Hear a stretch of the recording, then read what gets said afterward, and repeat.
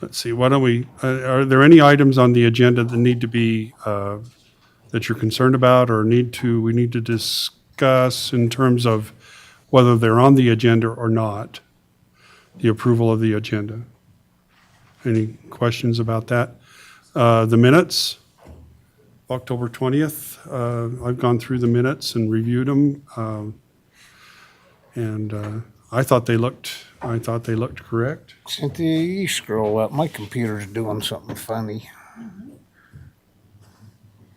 Okay.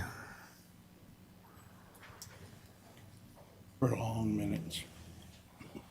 Okay, I guess we're Yeah. good with the minutes, everybody? Seem to be? All right, and then the years of service for Rusty and Nicole. We'll take care of that. And Christy Kent, Brooke Euler. It's important that we recognize our employees and, for their efforts and everything. We do appreciate them very much. Public comments, we will keep those for anybody that, we will keep those to 3 minutes.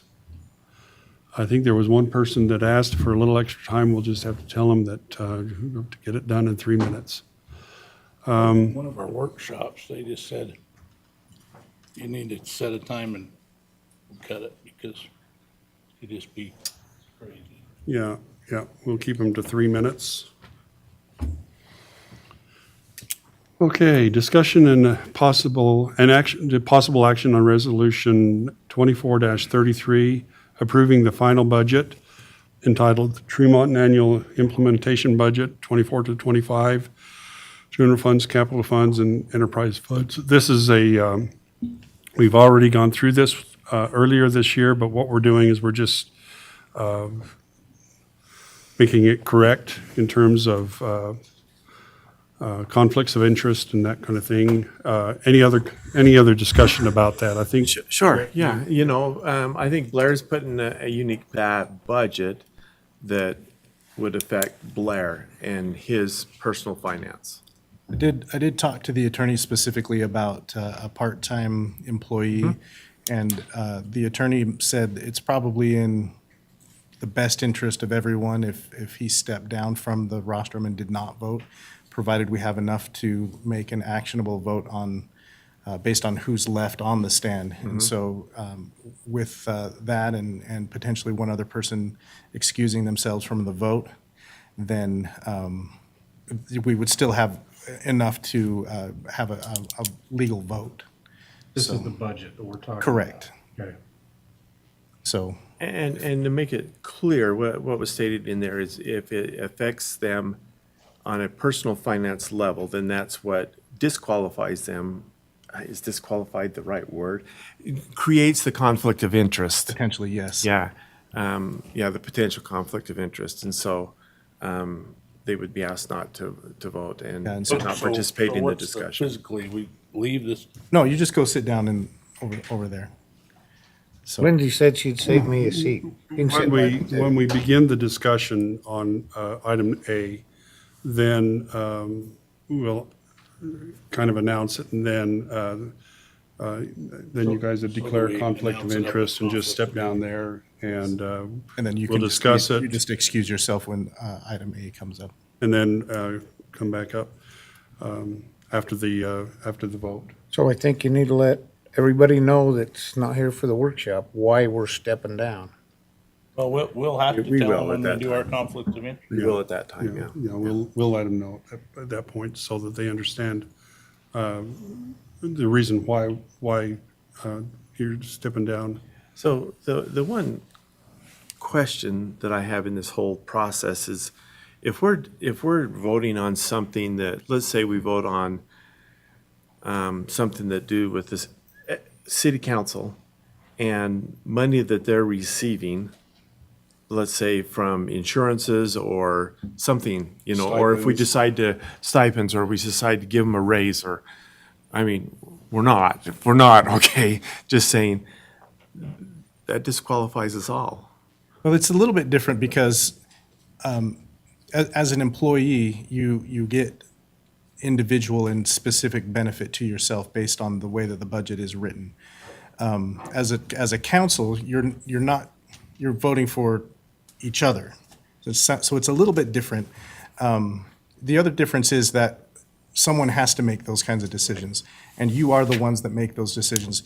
The last amendment to the Constitution of the United States was adopted in 1992.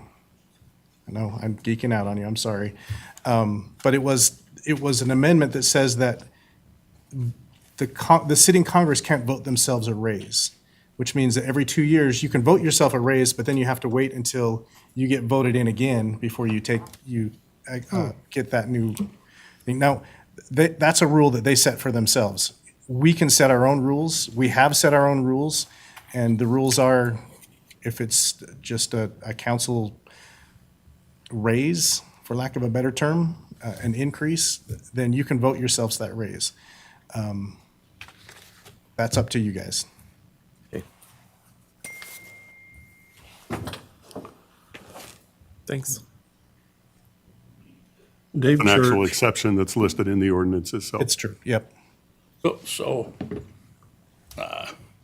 brought up with like being on the boards, like somebody's on a board or something, and somebody in the same, we're giving money to two entities that are trying for the same money. Is that not, I'm kind of bringing up like, No, you're right, and I asked the attorney about that case specifically as well, and he said that as long as the individual is maybe on the board, but is not getting financial benefit from Right. being on the board. Let's say I was on the board of the Boy Scouts, and we decided as a council to give $1,000 to the Boy Scouts. Well, that doesn't benefit me, I'm just a volunteer. I'm not getting any financial benefit from being on the board. Now, the organization may, but I'm not. Because I'm not getting any kickbacks or dollars or anything. I mean, they might give me a new neckerchief, but, I think that's called out specifically that they need to benefit financially from. right, the but I'm decision. just saying, even ethically, if we're on two different boards straight for the same money, then that could be something. But if you've talked to them, then we're good. I'm just bringing it up. yeah, we are. Well, and I think that goes back to a comment that was made that if it's a concern, we ought to be able to bring it up and discuss it openly and work through that before we have the vote. And so I think that's what we need to do, is if you have a concern, feel like you can bring it up and talk about it. Yeah, well, and that's kind of what I was thinking, instead of, that we got behind on the other ones. It's a little bit tricky, and it always has been and always will be in a small town kind of a place, because we all know each other.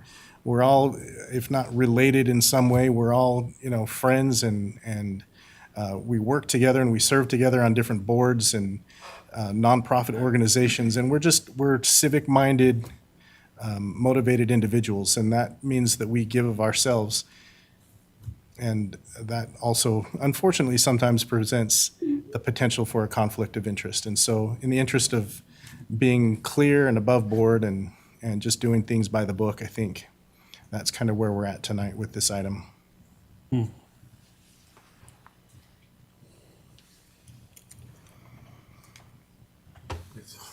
okay, So back to the budget then. We're adopting, this is the final budget adoption for 24-25. And there's 118 pages on the budget that's attached. We've been getting the one-page deal. Has there been any changes since the last time we approved this? There's none? It's word for word, letter for letter. Not one penny is different. Nothing has changed, okay. Now, If if, went over it in detail before, and yeah, if we included it for reference, but if we need to amend or revise the budget, we'll let you know that explicitly if and when that time comes. But for now, it's exactly what we adopted a couple months ago.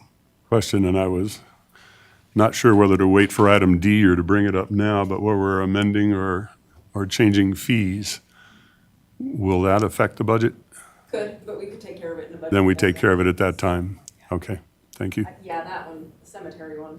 And generally, what we do is we hold on to these till we get into April or May, and then just give you a big, this is the way everything's shaping up for the next couple of months, based on the previous 8 or 10 months.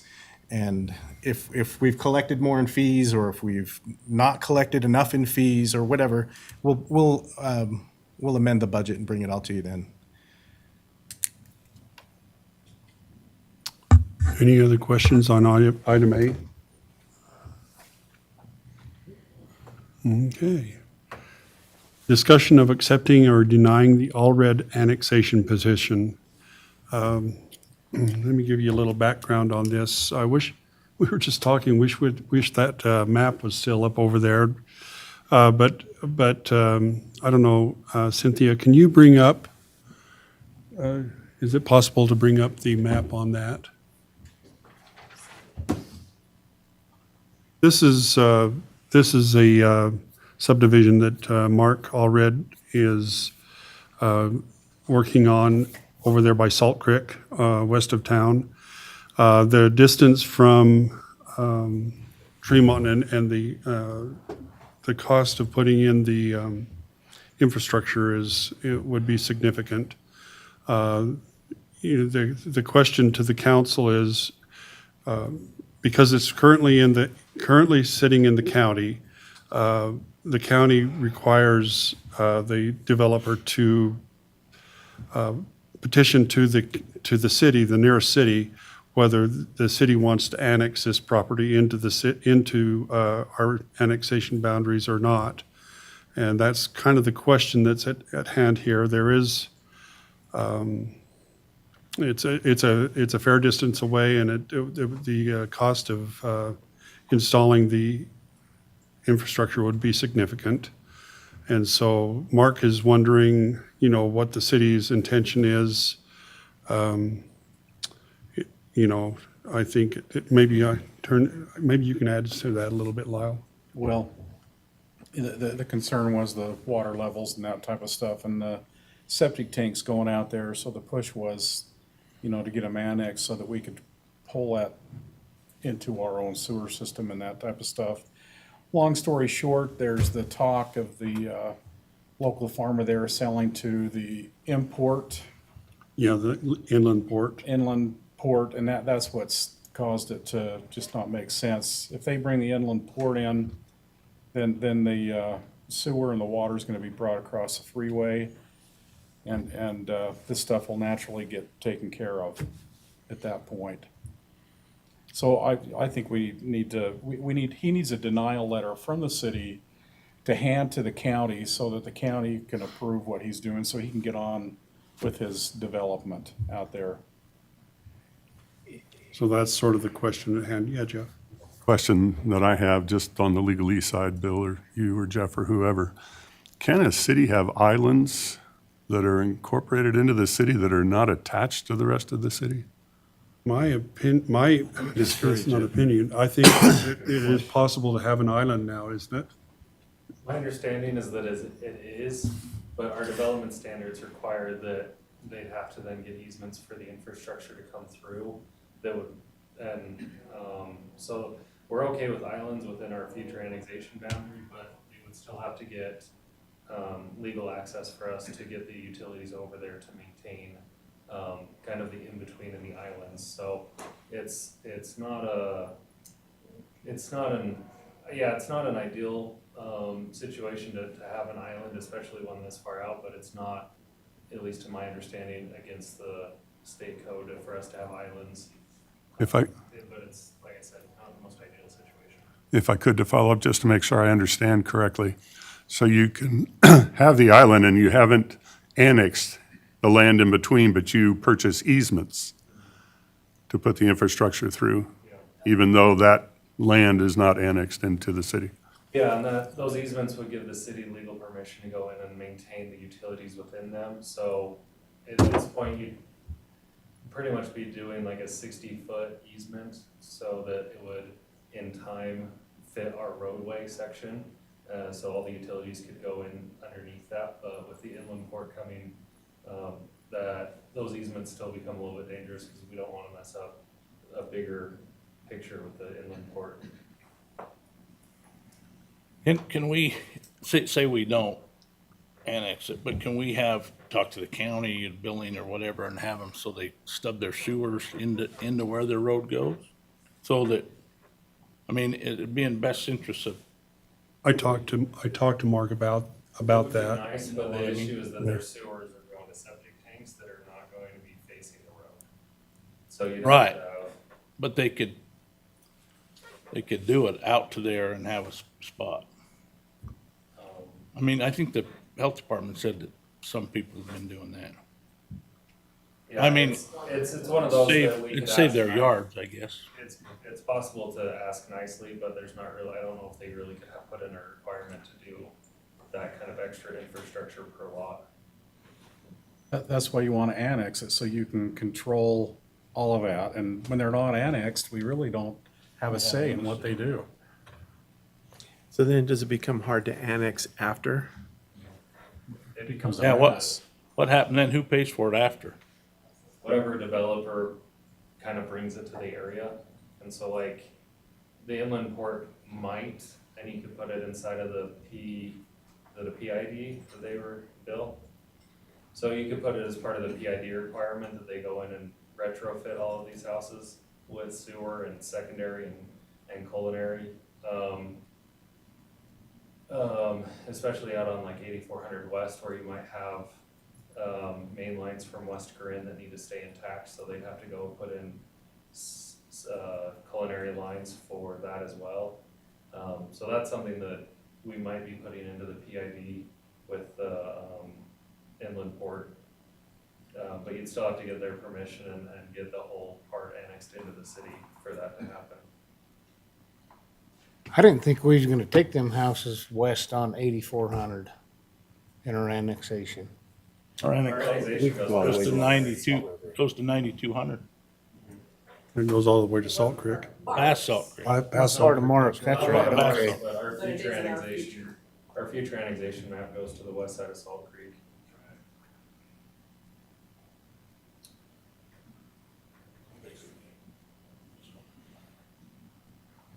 So anyway, that decision is, I just don't think we're in a position to do anything to help Mark out and it would just be too much of a financial burden for him to become annexed. I just think the timing's wrong right now to annex that portion in. Meanwhile, there's a city being built out there. Look at all those lots. I mean, honestly, if it wasn't for pressurized water out there, it couldn't be that dense. You couldn't have that many wells and septic tanks that dense. Hope we don't inherit the county's problem. County let them put them there and Oh, we'll inherit it. We will. yeah, we'll hear it. All right. We also have a discussion on accepting or denying the Stenberg annexation position. And if you can go to that one, this is over in East Tremonton, kind of where they're by Mark Hershey. And This is west, This is 9600 north south, yeah, north. and am other side of Iowa Stream. I mistaken on this one? Yeah, this is a different one. That's the Jason We'll get Murray it one we fixed. already. Oh, that's adjacent, that one's, okay, this is another one. Okay, I'm sorry. I got myself confused. This is on out that by one. Rupp's then. Well, Further, it's closer to the church, but yeah, Across, it's way out there. It's out there by Gene Barnes's house. Yes, yes. sure. We've got to stop using people's freaking names. Say it might be, is there a map for that? Is that in? but everybody up here, well, Jeff might not have, but I bet the rest of us all knew exactly where you're talking. So you go out to Third Ward Church House and you take a right like you're going out to Rupp's Trucking. Yeah. And it's just before you get to that intersection before Rupp's. On the right-hand It's side. even further out than, yes. It's a mile west of. Totally lost to the too. county to pull a permit, and the county said, sorry, you have to go through the city first. So. This they're is coming to us, hopefully for a denial. what This they're is the hoping. 6.7 acres that, okay. And I don't know if we asked, I don't know if they're building another house They're or a building shed. one home. It's Okay. the son wants to build a home on the parents' property. So we thought a lift station and then getting culinary water out for 3 or For 4 that many miles would miles work. would be fine. This is really interesting. So the county told them to come in here and get a denial from us? Because my understanding was if they were within 1.5 miles of any city Annexation boundary line, they had to come in. But after that, they're too far out. It doesn't make any sense to, Within our future annexation boundary, the county will deny it and send them here first. okay, we're gonna get to see everything then. Different. Absolutely different.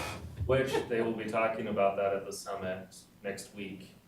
Scott Lyons is gonna start they have an hour-long panel on the annexation process. And Scott's gonna give some background on how that came to be.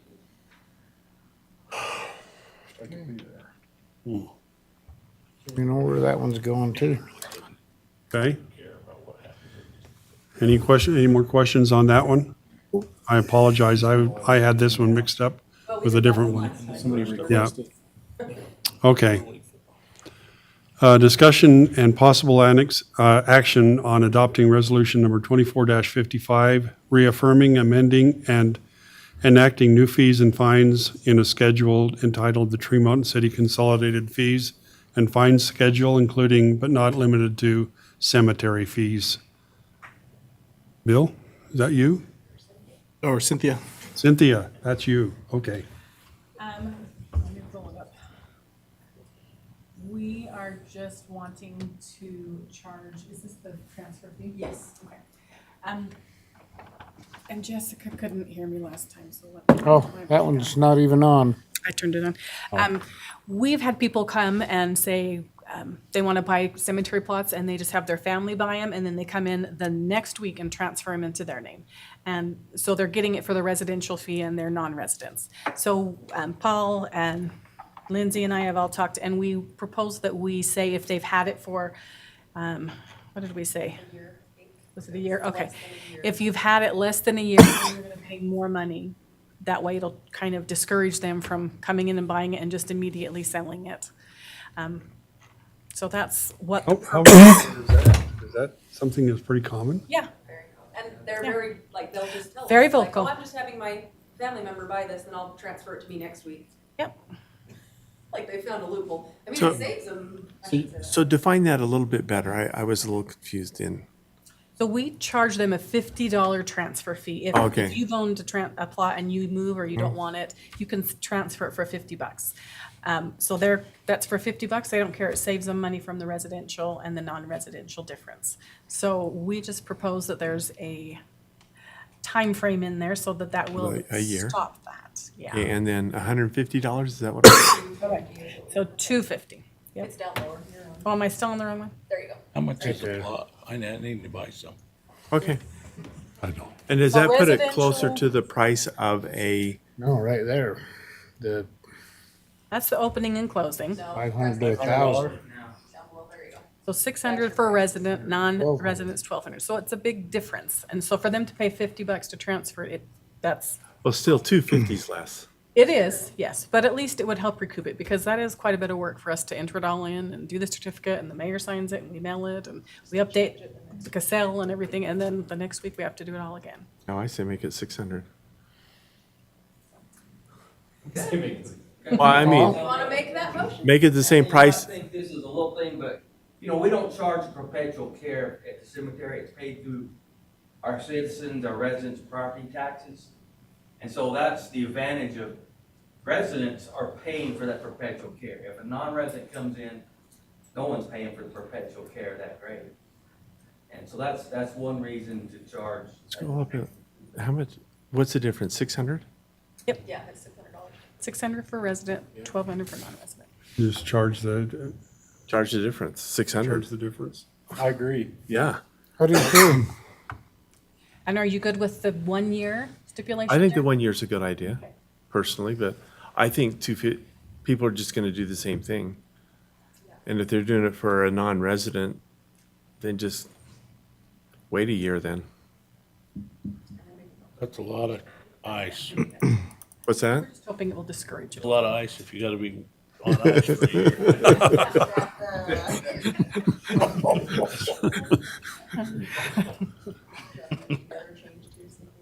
Is this the What are the only changes? fee that's getting changed then on our Well, schedule? in this one, we split it up into two so that one wouldn't affect the other. So your next agenda item is another change. But this is all for the cemeteries, except for there is one more, or your 330. It's just right up the, just your 330 after hours charge on cemetery. Oh, Yes. okay. Where is it? It's right there.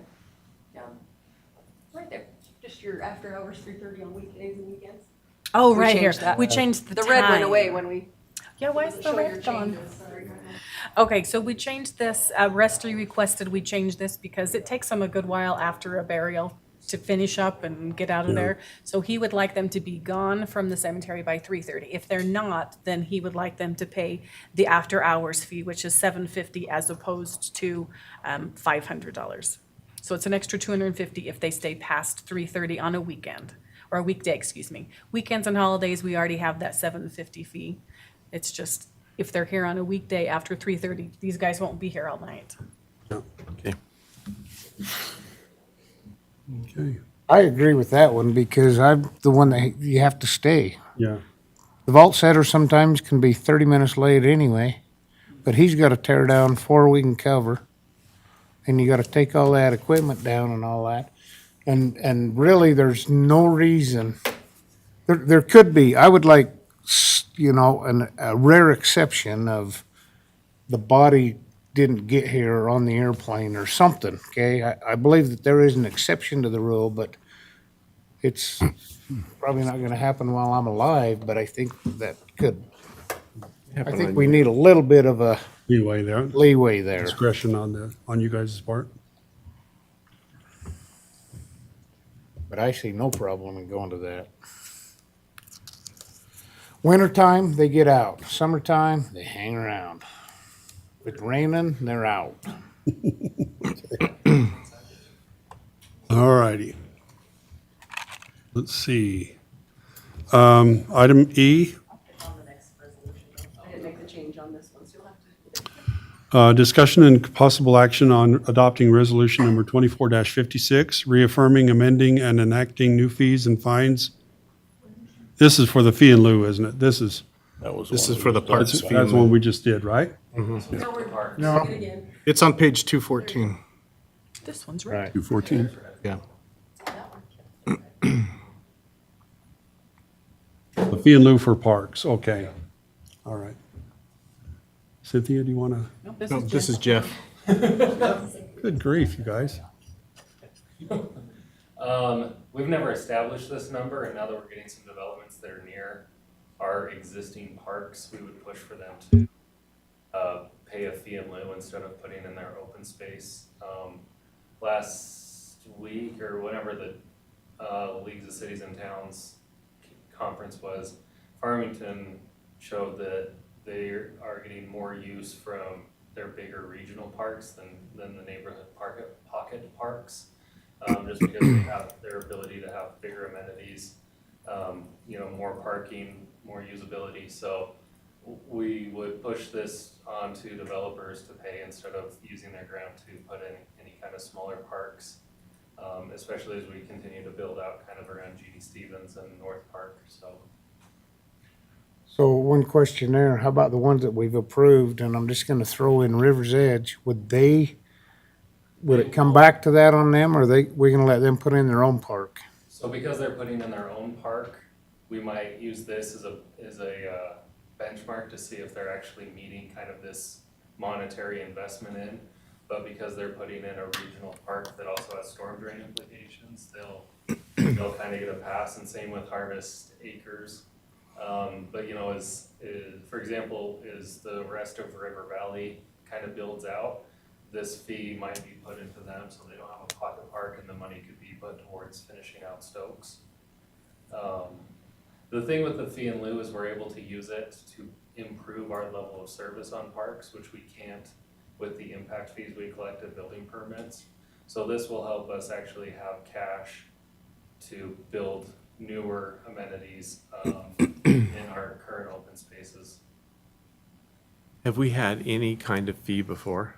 Not really. Sean had one, and it was pretty low, lower than I've really ever seen for a parks fee. And so I went through with Sam and with Zach to establish this based on kind of the future level of service we'd like to see, and kind of got some unit pricing from Sam on how to establish this per lot.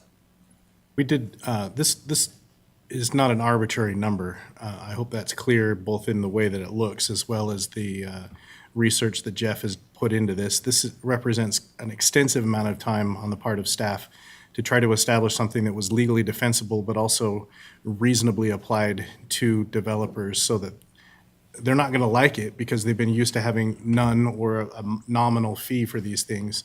But if we're going to ever get to the place where we've got parks that meet our desired level of service, we're going to have to start raising the bar a little bit.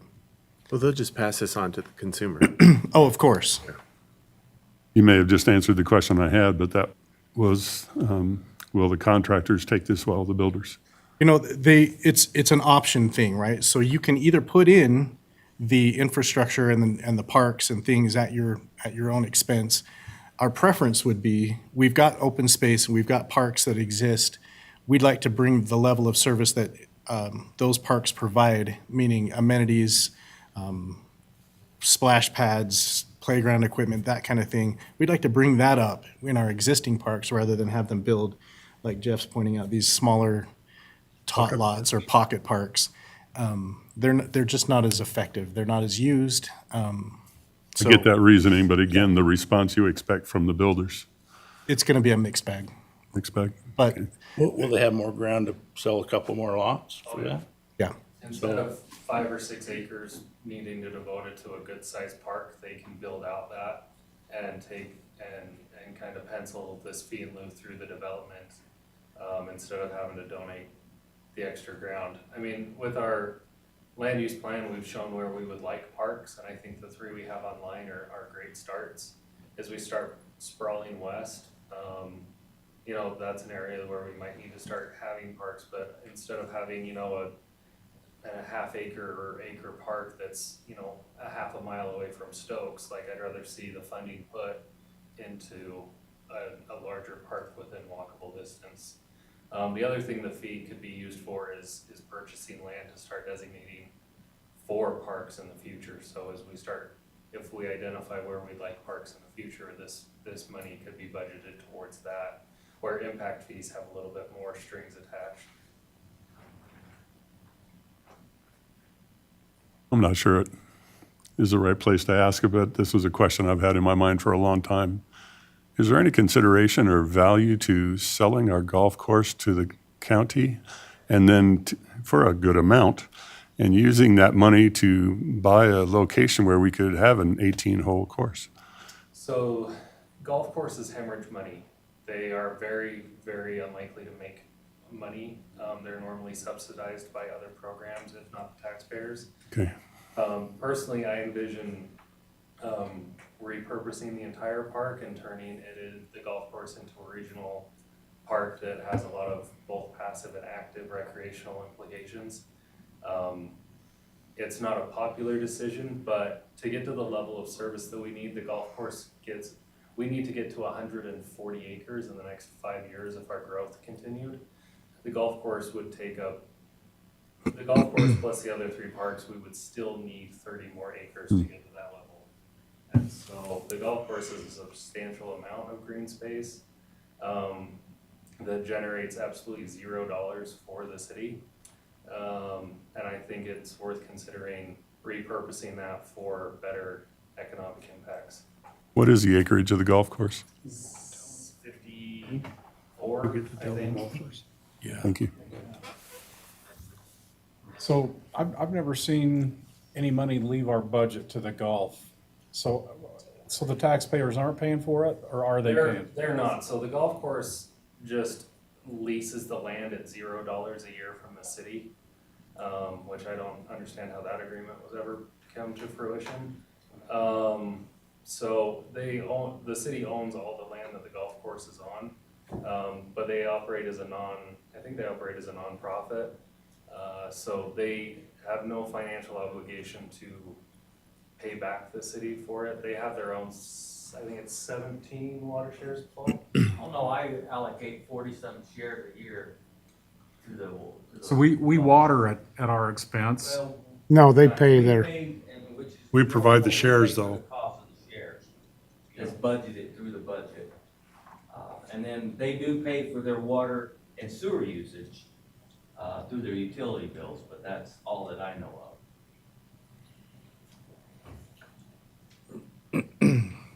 So very minimal return for 54 acres. And that's been talked about before, Jeff. I mean, the county wants that land because they're landlocked and they want to grow. And it would help our area because they're going to put more buildings up, which is gonna bring more people here to our area. You know, but boy, that's going to be, Oh, it's gonna be a super popular decision. I think everyone's gonna be well on board. Although, I don't think Facebook or Fremont Classifieds will have anything negative to say about it. I'm probably already on there in case you I'm want sure to the go whole out. golfing community will be happy about being relocated to Eagle Mountain, but the struggle with it when you're talking about water conservation is that on average, an 18-hole course is 160 acres. I don't even know where to go out and find 160 acres, and that's just to get the land, before you even do all of the irrigation improvements to keep it green. Landscaping and everything else, yeah. So I have my own personal opinions on how we could repurpose the golf course, but, I think as we continue to grow and as the county wants to continue reclaiming the fairgrounds, it's ground that's under consideration because it's quite landlocked and can't really be expanded to 18. I drove out the other day and looked at it a little bit, and right there at the parking lot where I think the county would really like to expand their parking lot, that's where they do their The driving the range? driving range, and it's not, Where they put their trailers, houses. yeah, it's just not very, well, it didn't look like it's used very much and not very well kept up, so it didn't seem like that would be a hard thing to do, is to, Well, we got a couple of minutes here before we take a break. Let's see. Item number F, let's see, discussion and possible action on adopting resolution number 24-57, approving the Envision Estates Development Agreement. Let's see. So two things. This is gonna be kind of a change of procedure, so that we will start bringing development agreements to the city council for approval before the city signs them. So if there's anything that the council would like to have input on, there is a moment of opportunity. Second, this is, though at this point we have worked through with the developer, they have signed it at this point and agreed to it. And so the idea will be that if there's any changes that you need or would like to see, that we can make those changes before we sign it, and then we'll approve it at DRC in the morning. And let's see, one more here. Resolution number 2458, approving the industrial water discharge permit with Post. Paul, is that kind of what this is just the annual thing that we do? It's just every 3 years, you have to read. Or every 3 years? Okay. This is post new agreement Okay. for the next 3 years. Nothing's changed as far as their discharge limits or anything. It's the exact same. All right. Well, let's break and take a few minutes. We'll try to start at 7 o'clock sharp. Faster. You didn't miss anything. We-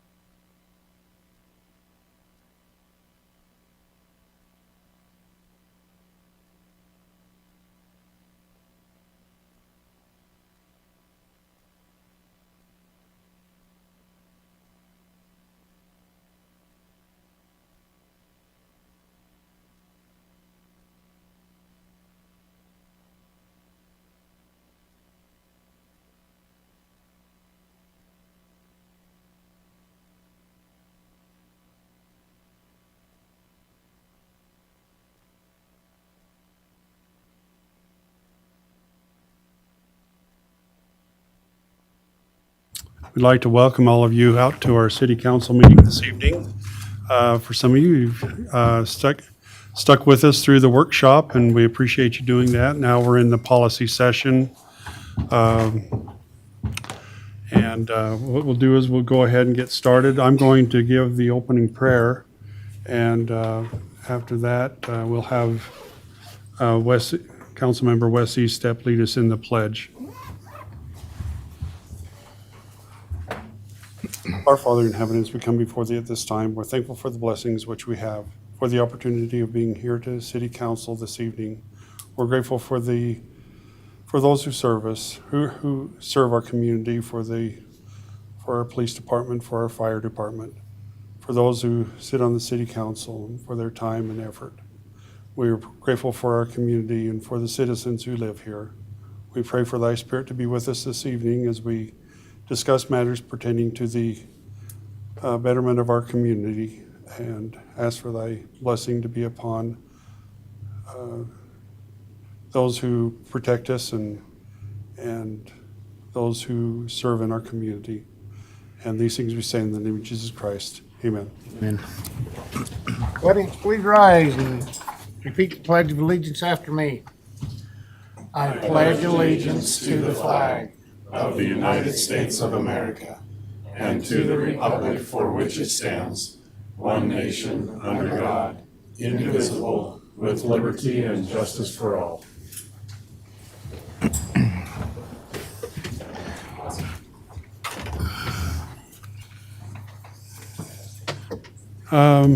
Most of you have been here before, but it's sort of tradition. We go around and I'm going to introduce our council and employees. Over here to my left, I've got our city manager, Bill Kobe, and then our council members are Jeff Holt, Blair Westergaard, Lyle Vance, myself, Brett Rohde, and Wes Eastep. Then we have our recorders, Cynthia Nelson and Lindsay Nesson, who is our assistant city manager. And we've got Jeff Seedall, who is our planner. Back in the back over here, we have Paul Fulgham, our public works director. Dustin Cordova has asked to be excused. There's been an issue he's dealing with. Let's see, Brady. Oh, there you are, Brady. And Sarah Mormon, our Main Street manager. We are grateful for the time and effort that they put into making our community run the way it does. And just want to express my appreciation for each and every one of them. Let's see. Item number 3, declaration of conflicts of interest. Council, do we have any issues with the conflicts this evening? Mayor, I need to declare conflict on our new council business, letter A. Okay, I also, being a part-time okay. member of the fire department. Thank you. Thank you, council. Approval of the agenda. Make a motion that we approve the agenda as written. I'll second it. Motion by Councilmember Vance and seconded by Wes. All in favor? Aye. Approval of the minutes from August 20th, 2024. I'll make a motion that we approve those minutes. Motion by Brett and seconded by Blair. All in favor? Aye. Any opposed? Motion passes. Thank you. Years of service. This is talking about our employees and how much we appreciate them. We're going to put our money where our mouth is here. So let's see. I don't see Rusty. He might be. He might be out on He the, might be out. Okay, we're going to hold that one for him. Nicole, are you here? Let's see. Nicole Folger. Christie's here. Okay.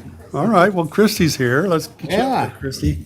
I'm the only one, because I know Brooke's not here either. Okay. Well, we'll My make sure we special get it. night. Yeah. No, I just. Hang out? We can come down. I can come down. You'll allow it. Make it official. Yeah.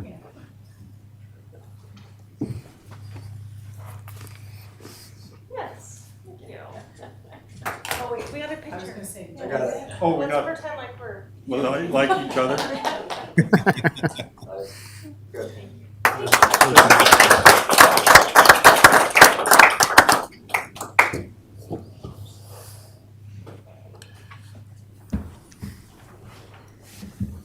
Okay. Public comments. This is your opportunity to address the city council regarding your concerns or ideas. We're asking you to keep your comments to under 3 minutes. The time is now yours.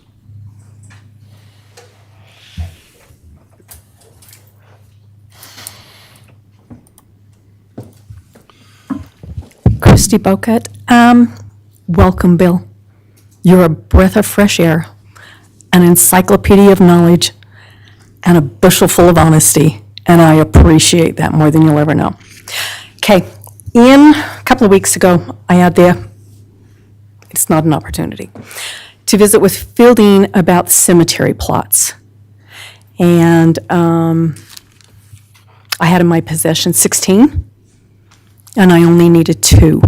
And so while I was visiting with them, I made the comment, I says, look, I don't need 16 building plots in the cemetery. I mean, building plots. You're going to build a house for somebody to die in.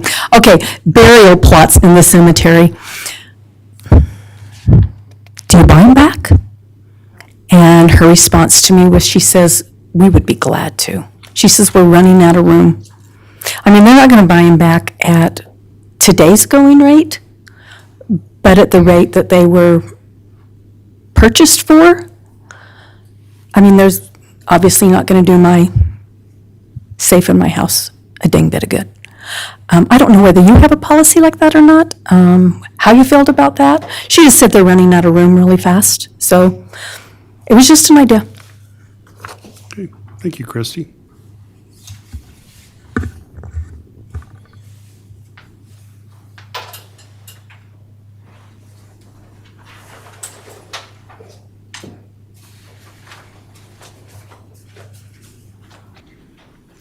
My name is Connie Archibald. I'm a citizen of Tree Mountain City. I have 2 things I wanted to bring to your attention as a council. All summer, we've been dealing with 1000 North, those improvements on that road. And I wanted to mention tonight how grateful the Board of Education is for the collaborative efforts of the Public Works Department and the Public Works Department working side by side with our district transportation department. As school took off, the road wasn't done. And so Paul was really great to call and talk to Jason Sparks, who's over transportation for the school district. He was really good to collaborate. They were really good to collaborate together. So hats off to Paul for making that a little easier for parents and for students. When these 2 entities collaborate together, so much success takes place. Also, the good mayor wrote an article in the Tree Mountain Times just recently, and he entitled it, Building a Bright Future Together. I loved it because I'm eager and anxious to see improvements in Tree Mountain City and our Main Street and Midland Square. I wanted to share with you some of my comments that I made to the mayor's article. This is what I had to say. Don't get rattled when negative comes your way. Don't throw out all the supportive, compelling evidence to move forward when a small bit of opposing opinion is presented. Opposing views are expected. The steering committee recently concluded their discussions and offered a proposal to this council. It's time. It's time to move forward to improve our Main Street and as it is beautifully outlined. The trial period, or the time of which we were seeking opinions, is behind us. Forward, onward, do what is right for Tree Mountain City. Each of you have a vote. Use it. I'm cheering you on for bigger and better days. Follow your heart. Thank you.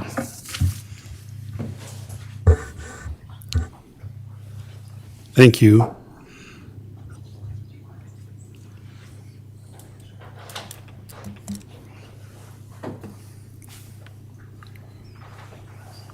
Okay, public comment period is closed, and thanks Connie and Christie for your comments. New council business, discussion and possible action on adopting resolution number 24-33, approving a final budget entitled the Tremonton Annual Implementation Budget 2024 to 25, the general fund, capital fund, enterprise funds, and special funds for the period commencing July 1, 2024. And we've excused Wes and Blair as they have a conflict on this. We'll invite them back up on the dais as soon as the vote has taken place. Is there any discussion further? Oh, and incidentally, we've in the work session, we spent a fair amount of time talking about each of these items. Council, do you have any other comments or questions? A comment, just so that the public hears that the budget that's before us at this moment for consideration is identical to what was passed on June 18th. There's no amendments in it. That's true. Thank you for bringing that out. Council? With that, I make a motion to adopt resolution number 24-33, the 24-25 budget. Second.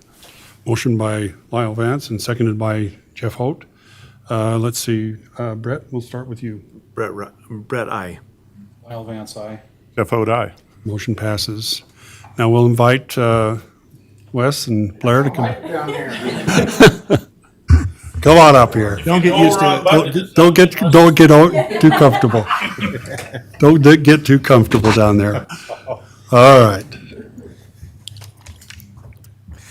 Item B,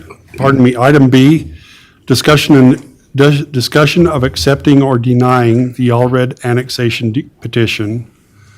We've discussed this quite at length. I would like to make a motion that we deny that application. We're just not in a position, or the timing's just not right, and I think that we need to deny it at this point. I second it. Motion by Brett, and seconded by Lyle. Let's see, this is just a discussion, so all in favor? Aye. Any opposed to this? Motion passes. Thank you, everybody. So what we'll do is we'll sign, Got a comment here, Mayor. oh, I'm sorry. That's what I was gonna follow through with. They need that denial letter. Is that? We can prepare that. Yeah, that's the next step, and we'll put the denial letter and send that off to the county, and that'll be taken care of. Okay. Similar item here, item C, discussion of accepting or denying the Stenberg annexation position, the one down on 600, yeah. 7160. I'd like to make the same motion that we deny this annexation for the same reasons. I'll second it. Motion by Brett and seconded by Wes. Let's see, all in favor? Aye. I should have asked if there's any further discussion. Any further discussion before we? Okay. Motion, any opposed to that motion? Motion passes. Thank you. Number D, discussion and possible action on adopting resolution number 24-55, reaffirming, amending, and enacting new fees and fines in a schedule entitled the Tremonton City Consolidated Fees and Fines Schedule, including but not limited to cemetery fees. Let's see, I'm going to let, and again, we've discussed this in our workshop, but I might have Cynthia just give us just a quick rundown on that so the public understands what we're doing. You bet. It takes the public work crew quite a while to get out of the cemetery after a burial, because they do have to wait for the vault setters. They have to have the vault put in before they can even start closing it. So Rusty's asked that we put a fee, that's this after-hours fees for weekdays if they're not out of the cemetery by 3:30 p.m. on a weekday. So it would incur another $250. And we discussed this earlier, transfer of burial rights. We've had a problem with this in the city. People come and have residents, family member residents, buy their burial plots, and then the next week they'll come back in and ask to pay the $50 fee to transfer. So we've proposed a $250 increase. I know you kind of were suggesting something higher if it's been purchased within a year. If it's older than a year, then it's still the $50 fee.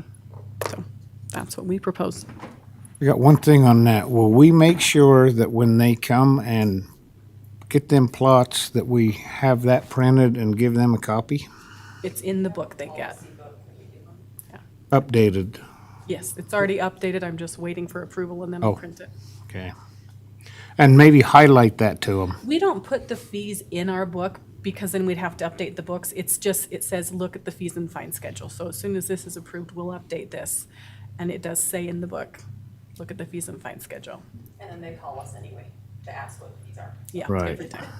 And I just think they need to know that if it's past 3:30, that it's gonna cost them. And this is more the mortuary. When they call, I'll tell them they have to be out by 3:30. If not, there's an additional charge. So Right. that's, I make sure and tell them. Okay, as long as the people know that, I'm great. Agreed. Well, I would like to make a motion that we accept resolution number 2455.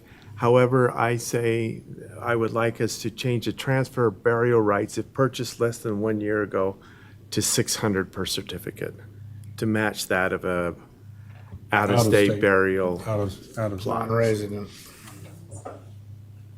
That was the question I kept, wanted to make sure we got I'll that. second that motion, because I don't think I think it's not fair to our citizens to have that happen, so. Okay. Let's see, we got a motion by Brett and a second by Wes. Wes? West Eye. Brett, aye. So Blair, aye. Jeff Ode. Thank you, everybody. Motion passes. Let's see, we go down to item E, a discussion and possible action on adopting resolution number 24-56, reaffirming and amending and enacting new fees and fines in a schedule entitled the Tree Mountain City Consolidated Fees and Fines. And this one is to do, including but not limited to fee in lieu for parks. And this will be you, Jeffrey. I have my full name on the record, didn't I? Jeffrey Scott. Jeffrey Scott. Would you like me to give the same background from the workshop for the record? Just or- give us a brief overview. Okay. This fee has never been established by the city, and it's one that has come into question with recent developments. Because of this, Bill permitted that Sam and Zach and I work together on creating this fee and setting it. So we will, talking with Sam and Zach, we kind of set where we'd like the level of service to get over the next little while. And as parks come online and new amenities are built, like with Stokes or Harvest Acres or River's Edge, that we can adjust this to maybe show the difference. But we feel that this fee will help, establishing this fee will help us add amenities to existing parks so that our level of service can go up from where it currently is. Just one question on it. Is there any advantage to rounding the dollar amount instead of having cents in there? I get the scientific, development of the cost, but just curious. Yeah, it's, we could round it up or down to go to a whole number. I don't think the 69 or 31 cents is going to be the deal breaker with the 7D400 that it approximately is. So. Got one question on that same thing. Paul, are we up to snuff with the rest of them costs if we're gonna add this in, do we need to add anything that you can see? At this point, all the rest of them are, They're up to date? the one things that change a little bit, sometimes it's the chip seal and fog coat, but we have to work that out as we get new bids and stuff, so. Yeah, Chris asked me to lower that one to like 281 instead of the 426, but I didn't find out about that till like So, 5:15 today. So if that's the other one I was gonna bring up was adjusting the chip seal and fog coat down. That 426 was kind of at the peak of COVID material supply. So he recommended we lower that down to 281 per square yard. All right. Let's see. Council, you ready to move forward?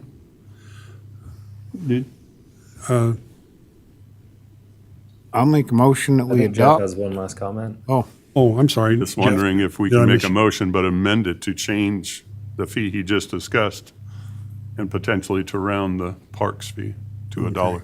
To $1. Round it up, I don't care. Whole amount. Fair enough. Can I ask real quick? Yeah. How does this fee compare to other cities? I know you've done your research. It just feels It's a little higher. high. It's a little bit higher. I think some of the cities I looked at in Cache Valley were 4,000 to 5,000, depending on which one. The struggle that we've had here in Tremont is we haven't done a lot to our parks recently, so we've kind of fallen behind with the growth we've had in the past little bit. That's kind of Playing catch up. playing catch up. So this number's been set a little bit higher, but like I said, as Stokes Park, for example, comes online, it should drop it down to about 5,200 or I think somewhere in the 5,000s. Just with the amenities we kind of have conceptually put into that park. So I think with the parks we have in line, this fee will probably adjust over the next few years, but so will pricing. So you bring up some really good, should we have a condition in there that this, do we need to go through this every time this changes? Or can there be some sort of a, Well, it depends on what amenities. I mean, right now with the concept in there, I've done the math and put that in the memo. That if River's Edge and Stokes and Harvest Acres were built out as conceptually drawn by Sam, what the fee would be. But I don't believe right now that the city has that funding set aside. So I recommended the higher one because I don't, I just wanted to make sure that the money starts coming in to help build those parks. Honestly, my concern is we start getting the price of housing even more out of reach for people to be able to buy a home here in town. I see both sides of it, okay? I really do, because I agree with you, Jeff. I think we need to do it. But I get concerned about these first-time home buyers, and we keep tacking these fees on, and then we start doing the low-income housing and So I want to be clear if I may Okay, address please. that point, Mayor, if that's all right. These are expenses that would be incurred by the developer when developing out a park in the neighborhood. So these are not anything that, other than what they're already would be paying to build the pocket parks or the 5-acre park or whatever in the neighborhood already. The idea is that instead of getting the 1/4 acre or the 1/2 acre pocket park or even the 1 or 2 acre smaller park, we're having them do a fee in lieu to channel that money into our regional parks, which we can develop out and which would get better use. So we shouldn't see a change in exactly, the overall cost to the eventual homeowner should be about the same. Maybe a little more, but within like a rounding error. And again, the idea is to focus that onto places that they'll actually use. more regional parks? Yeah. Yeah, and that's what Farmington is seeing is that they're starting to go back now and purchase the lot and actually sell off their pocket parks because they just don't see them being used as much. And especially from a public works standpoint, it's a lot easier to schedule and mow a regional park and take care and put the effort into that one than 5, 6, 7 pocket parks nearby. So the hope for this is to, continue building the Parks and Rec department, that we can start programming them a little bit better with the larger parks that we have. Jeannie Stevens right now is pretty tight on usage. With the growth we've had, some of the youth leagues are starting to kick out some of the adult rec leagues just because we don't have the field space. So the idea is to start putting money into the bigger areas. Thanks for the clarification. So we have impact fees, which is separate from this. Yeah. So in our impact fee, is there additional charge in there for parks? Yeah, there is a parks impact fee, and as the fee in lieu is pushed and we bring that up, slowly the impact fee will go with it because our level of service is going up. At which point then, if we feel like we've got to a comfortable level of service, we could reduce the fee in lieu. The hard part is impact fees by law can't be used to increase the level of service. And so where it's dropped with the growth, we need to start playing financial catch-up. Any other questions, council? I make a motion that we adopt this resolution number 24-56 to increase that fee in lieu of. I second it. Motion by Lyle Vance and seconded by Blair. Can we add the chip seal in too? Change the chip seal into. Add the chips, will you add the change in the chip seal from 456 to 426 to 281. 426 to So 2? I amend that to change that so that it's a round number on the chip seal number. Oh, you want the chip seal number around too? I think, Or just the parks one? yeah, let's go down to that so he can see what's going on there. So we're So the changing 426 to $2 and what was it? $2.81 per square yard, and then the parks would go to 73.81. Or 380. So, yeah, Be to 380, make the yeah, total, whatever. the total fee in lieu of 73.81. Okay.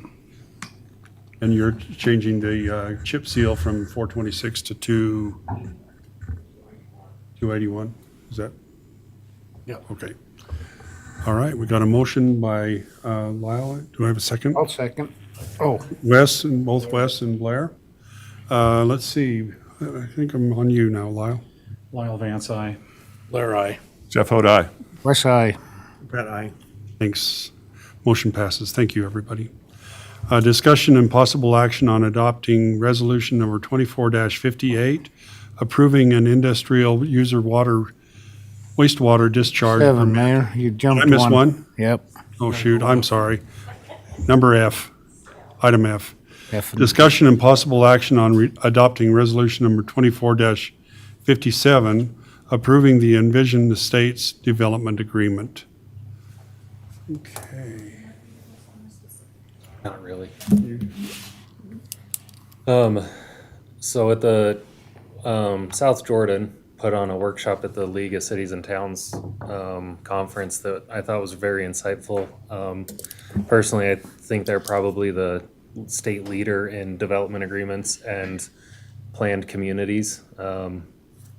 So they gave a workshop and they recommended that one of the changes, and I'd like to adopt it, is bringing development agreements to the city council for approval before the city signs it. That way, if there are any changes that the council would like to see, they have a moment of input. This Visionaries worked with the DRC and with myself to kind of get it to this point. And so if there is one small change that we're going to talk tomorrow about it with DRC about how we want to deal with the fees. You know, if this development takes 3, 4, 5 years, the construction fees likely in 5 years are going to be a little bit higher. So we're going to talk tomorrow about logistically how this living document goes through the development time. But this would be the moment for city council to talk about anything they might like to see in the development agreement, or any questions they have before the city finalizes it at DRC. In this particular case, it's already been signed, so there's not much we can do to change. The developer signed it, and I've talked with Visionaries contact about some of these questions, and he had to excuse himself tonight, or else Ben would have been here. But we've had an open dialogue about kind of some of these few changes, and because we don't want to have to be recording a document at each phase down at the county, that becomes a little cumbersome for that. But my hopes would be to have kind of an overarching or an umbrella development agreement that we don't have to keep track of each phase and each, nook and, each phase having its own development agreement means that there's then 9 documents in this case that get to be reviewed and recorded and put in resolutions. So we're working on trying to minimize the process so it doesn't take as long, but at the same time be conscientious of the fact that developments don't appear overnight. A question, with the way it's been presented to us and what you just discussed, are there any other concerns that you have with this? Not, I mean, not specifically they are all kind of tied together in that balance. You know, it could, especially with more complex ones like River's Edge, when you get multifamily involved and they've decided to kind of mix the multifamily, how does that kind of tract? And that's actually a discussion we have tomorrow at DRC. And so that, my concern, but that doesn't really go with Envision where it's all single-family housing. You know, one issue that Chris brought up was the fact that if they adjust lot lines and they kind of go over, it could affect the amount of water shares they have to bring to the city to irrigate it if they decided to move lot lines down the road, which they're allowed to, it's their development, but that kind of changes how many water shares they'd have to bring to the city, and that could both increase or decrease. So those kind of the construction fees plus water shares are kind of the two big talking points tomorrow with Envision or Visionary as we kind of try to finalize this.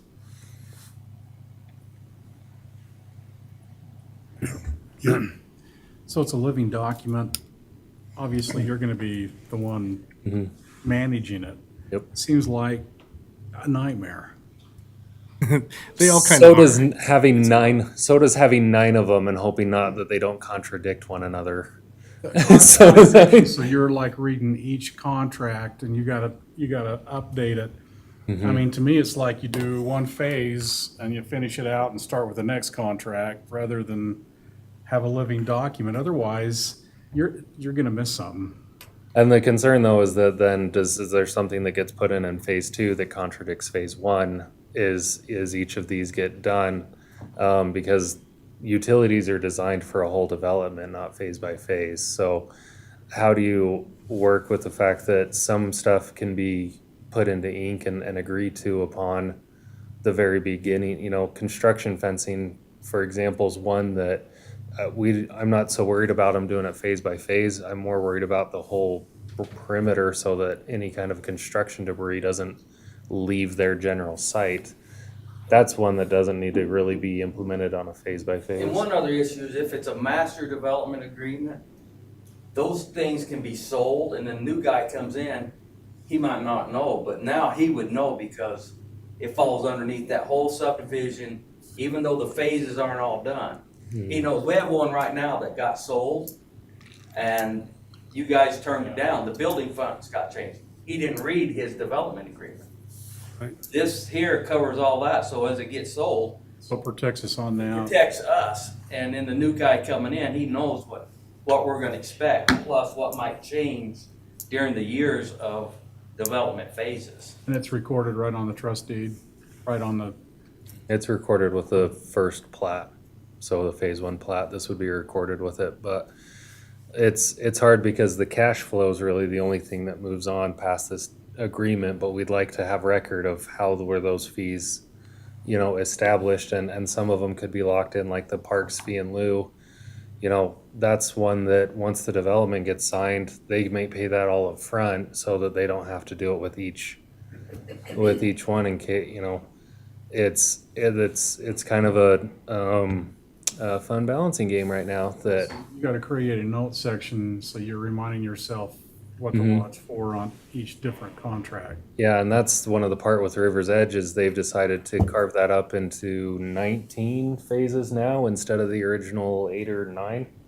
So that's changed that whole master development agreement to have to go through and get redone, just because of how they've decided to approach their whole thing. So it's I'm happy for any input or feedback on how to kind of take this going forward, or what the council might prefer the city doing.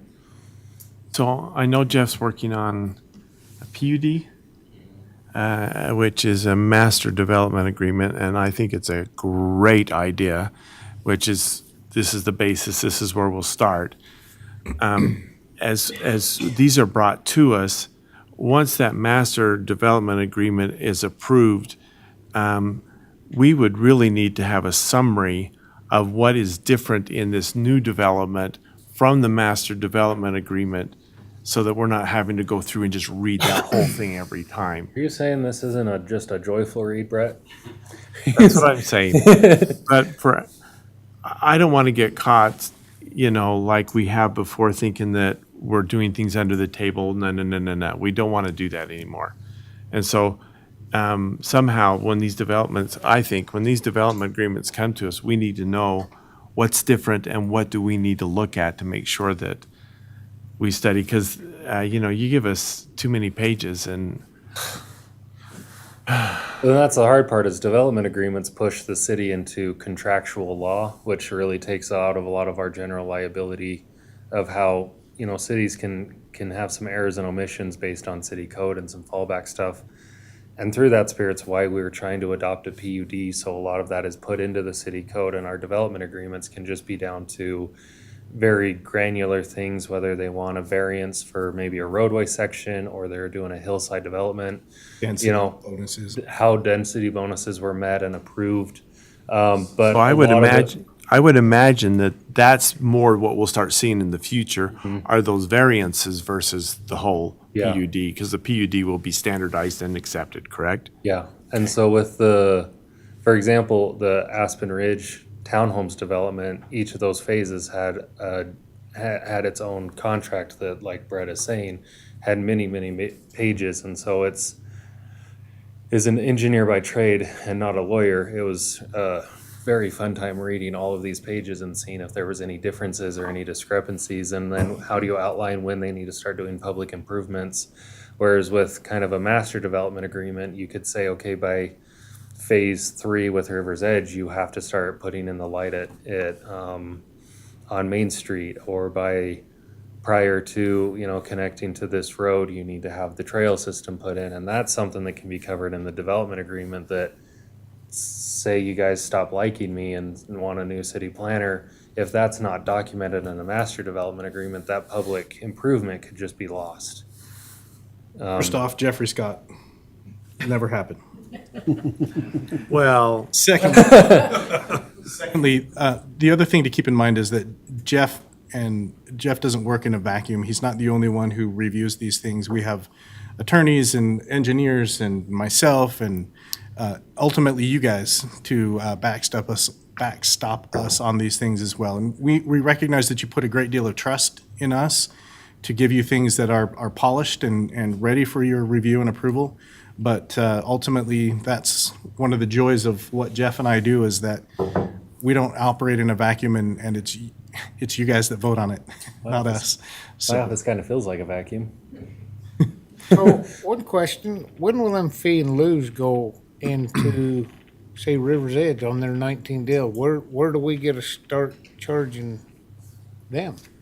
So with River's Edge, the fee in lieu would just be applied going forward. We can't go back in and retroactively. Okay, but. Well, unless we wanted to, if they said, hey, we're backing out of the park, and then we could charge a fee in lieu just to get them to go and improve it. That's my understanding. I didn't know if we'd already approved. We have. It was what, $1,500-$1,600 per lot? Yeah, but I don't know if they have, because they're doing the park in their development, I don't know if they paid any extra on top of that as a fee in lieu. Question. So, Good job, though. Hey, council, are there any other questions for Jeff? All right. What do you think? Make a motion, we adopt resolution number 24-57. Second. Motion by Lyle and seconded by Jeff. could you put in DRC's approval too, so that Chris and Paul and can, like, based on their final approval? Pending their approval. Pending their approval too, so that they can, if Chris has any other changes that, because he was reviewing it today as well, so, and we'll give final approval for the development tomorrow at DRC. De minimis changes. So make a motion that we adopt resolution number 24-57 and add that we also need DRC's approval and all those who are on that committee's approval before it comes to Prior to recording. prior to recording and before it comes to, well, no. City Already come council. to us. Okay, prior before it gets recorded. Does that make sense? Yeah. Yeah. All right. Second. Clear as mud. You're good with that too, Jeff? Okay. Let's see, Blair? Blair, aye. Jeff O'Dye. West side. Brett, aye. Sorry. Motion passes. Thank you, and thank you for the discussion and the education. However, in the future, we don't want to get to this point that we're having to say, oh, depending on what the, DRC says. yeah, and then because some can get changed, and then all of a sudden we're right back in the same hot water we've been in before. So what comes to us has to be final. That's why I wonder if the DRC needs to have their signatures on it before it comes In the to us. future, absolutely, Yeah, but where they've DRC already doesn't let sign these it, guys though. sign this, Like, from now on, it'd be, That's what this motion, oh, okay. DRC doesn't sign it, the mayor does. but yeah, this will We protect just make us. sure all the amenities are covered that Yeah. need to be in there. Water, number of water shares, things like that. We just gotta make sure before it's final that it has all the right amount. This is really important because, you know, the DRC is where the tire hits the road. There's no doubt about it when it comes to this development. And you guys all have to be in an agreement before it hits the, because if we approve it and it comes back and you guys change it, that is where we get in trouble and all of a sudden we're good old boys. We can't even look like that. We need to treat everybody the same. And that's one of the reasons we're going with the PUD ordinance is that everyone gets to start at the same starting line. And it's documented in code instead of in development agreements of how to get where. Good stuff. We're good? All right. Item G, discussion and possible action on adopting resolution number 24-58, approving an industrial user wastewater discharge permit agreement between Post Consumer Brands and Tremont City. This is just a renewal of our pre-treatment agreements. We have 3 of them within the state with 3 different, or within the city, within 3 of our industries. Post being the very first one we ever issued, and then West Liberty Food, and then Airbag. Autoleave. And theirs is a minute one, but they do produce things that can affect the sewer if they do it, so that's why they opted for one. But nothing's changed in the agreement. It's just to carry on for another 3 years. And in the future, as the state moves us into being required to have a pre-treatment program, these agreements will then be a permit. And with the permit comes a fee. Right now, we issue no fee for the renewal or the issuance of these agreements. But it does give us the same type of authority that the permit would give us. But it's an agreement between 2 parties, Tremont City, the owner, and Post as the user. So, any questions? Paul? Okay. I make a motion, we adopt resolution 24-58. Second it. Motion by Wes and seconded by Lyle. Let's see, Jeff? Jeff O'Dye. West side. Brett, aye. Lance, aye. Blair, aye. Motion passes. Thank you. Item H, discussion and possible action on awarding the compost equipment storage facility expansion to Staker Parsons. And I just want, the label of that is wrong. It's not equipment storage.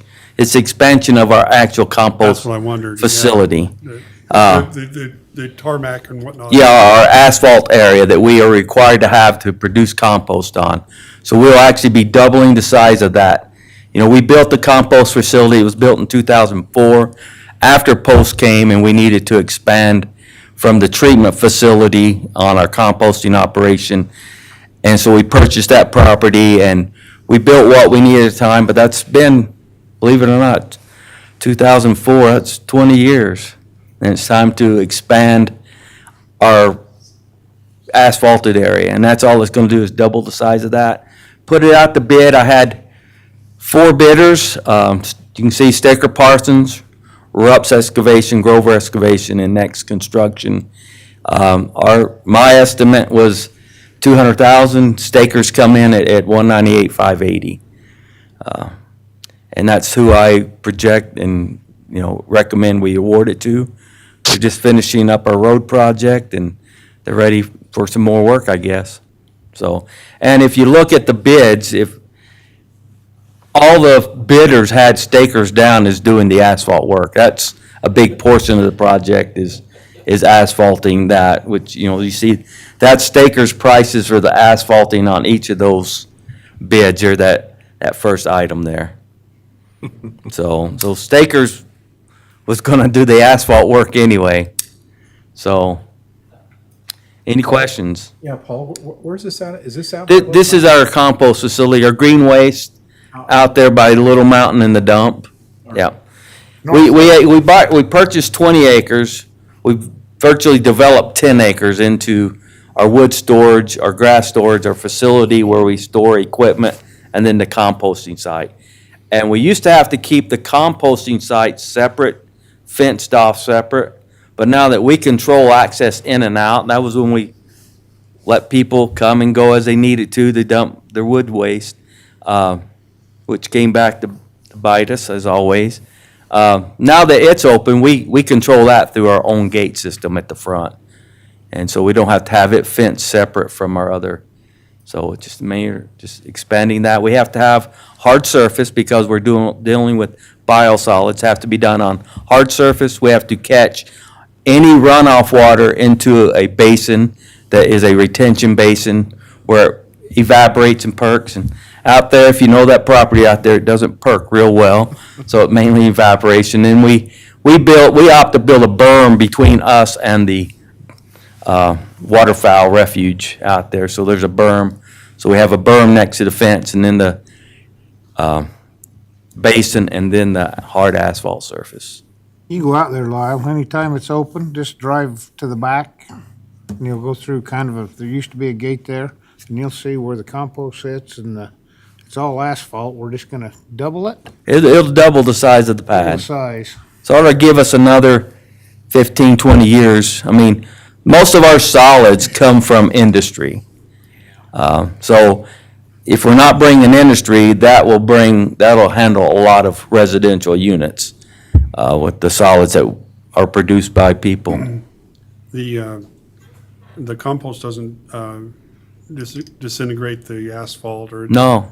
It And it's surprises me a little. really, I mean, what keeps asphalt active is your traffic on it. And so by having that front end loader run around on it, it keeps that asphalt better than if it's set there.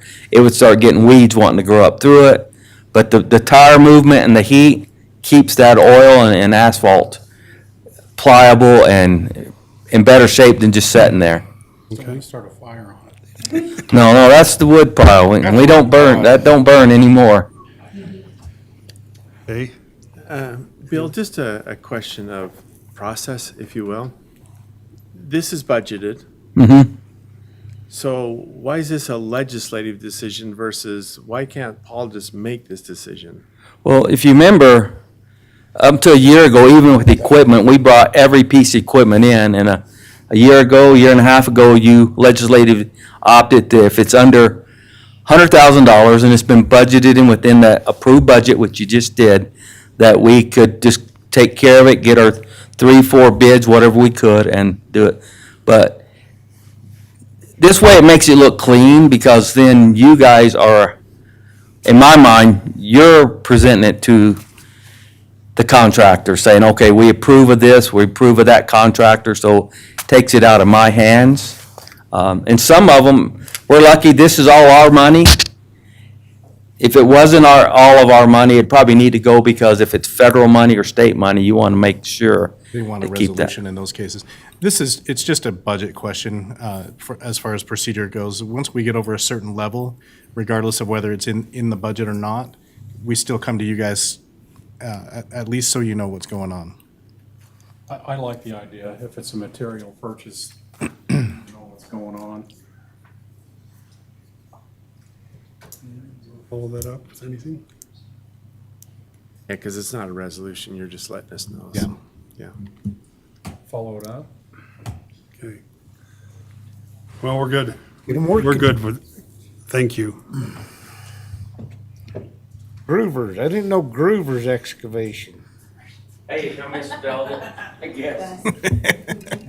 I opened them Friday. Wait till I trying to see- Get it to Lindsay before, so she could get it gonna- into the council agenda.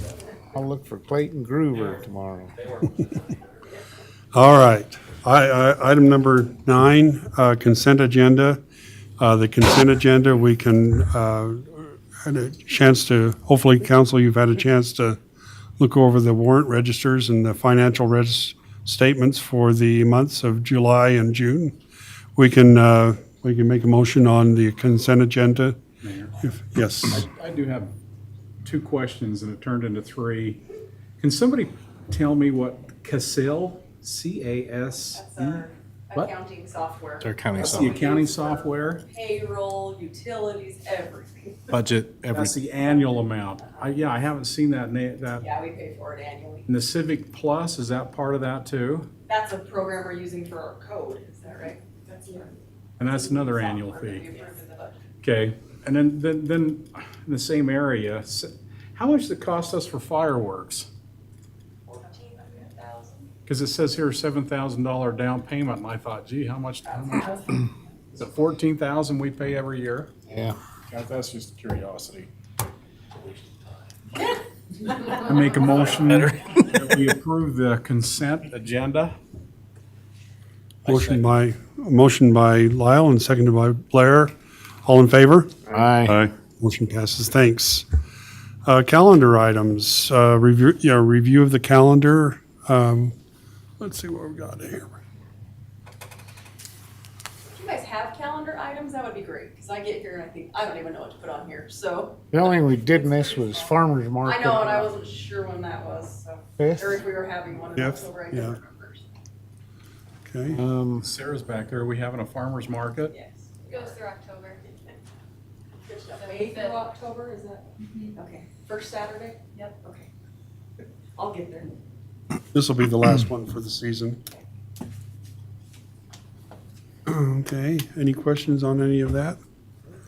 All right. Any unfinished business items that we need to discuss, council? Hearing none. Reports and comments, city, let's see, Bill, do you want to? Not Jeffrey Scott. Oh, all right. Bill?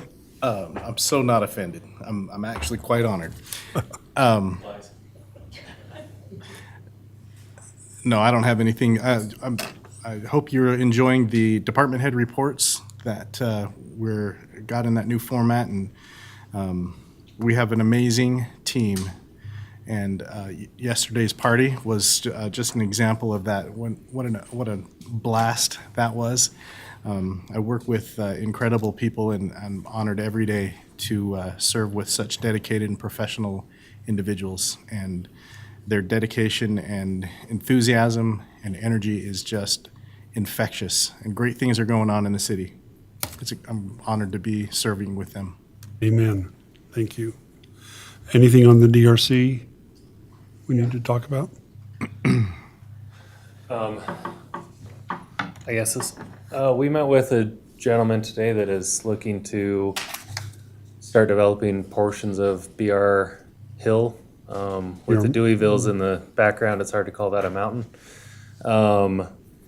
And so I was talking with Chris about updating our hillside standards to be a little bit more detailed, be a little bit more development friendly with grades and with just some of the requirements. So that's something that I think we'll be working on through the DRC about outlining those a little bit more with Chris and what he kind of prefers. So I think as growth starts happening up there and infrastructure gets put up, that we'll see more development slowly crawl up that hill. So we'd like to get some standards so they're in the city code instead of inside of development agreements.